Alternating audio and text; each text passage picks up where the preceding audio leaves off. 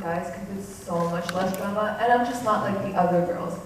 If you, like me, never once questioned the significance or the implications behind these statements, then allow me to introduce you to the concept of internalized sexism. This concept is relatively new to me, and I would not have encountered it had I not been studying the nuances of oppressive language. This type of oppressive language, and in this case, sexist language that pervades in everyday discourse, can be considered a form of covert institutional violence. According to William C. Gay's interpretation of Newton Garber's philosophy, language is the institution that proposes covert psychological harm. The impact of this type of language, as Gay states, is that throughout history, linguistic violence has occurred alongside physical violence, often preceding, facilitating, and rationalizing these violences. Deborah Cameron, the foremost feminist linguist at Oxford University, states that sexist language teaches us what those who use it and disseminate it think a woman's place ought to be.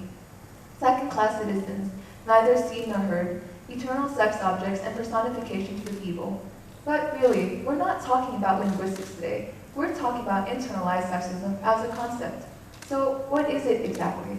To quote the fabric of internalized sexism, internalized oppression consists of oppressive practices that continue to make the rounds even when members of the oppressive groups are not present.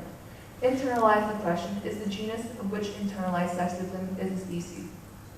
These oppressive practices become so assimilated into our everyday lives that we don't realize how they influence us, and as a result, they become unintentional.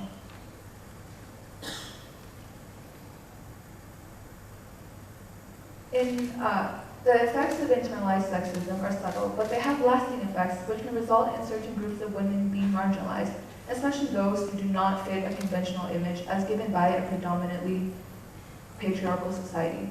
In a research published by Lincoln from the University of Illinois, studies show that girls as young as the age of 6 start believing in harmful gender stereotypes. The study recruited up to 400 children, aged 5 to 7, and introduced them to an individual who was described as really, really smart. They then introduced the children to 4 more people, 2 females and 2 males, and asked the children to choose who they thought was really, really smart. The results were that the 6-year-olds were far less likely to believe that women could really be that smart. Studies show that women are more likely to succeed in school and in their careers if they have confidence in their abilities. However, if harmful gender stereotypes like these are lowering the girls' confidence in themselves, then we are inhibiting their potentials at such a young age.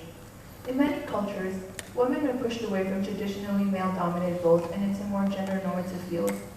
Behrman, Korboff, and Thorne observed that women may be treated as if they need to be taken care of, and paradoxically expected to be caretakers, to serve men and put the needs of others before their own.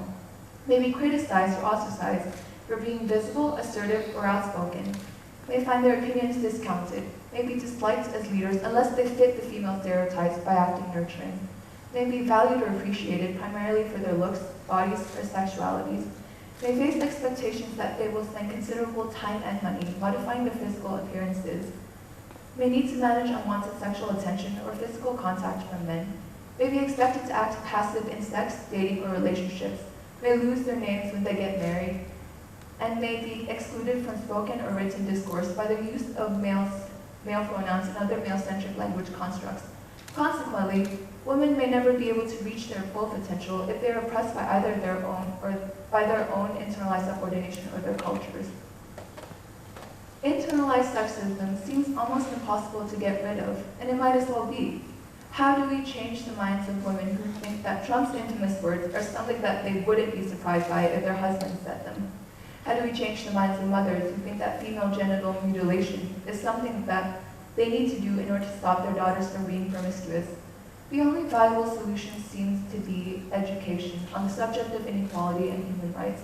People need to know what is wrong in order to be able to, on their own, realize why the way they're thinking might be repressive.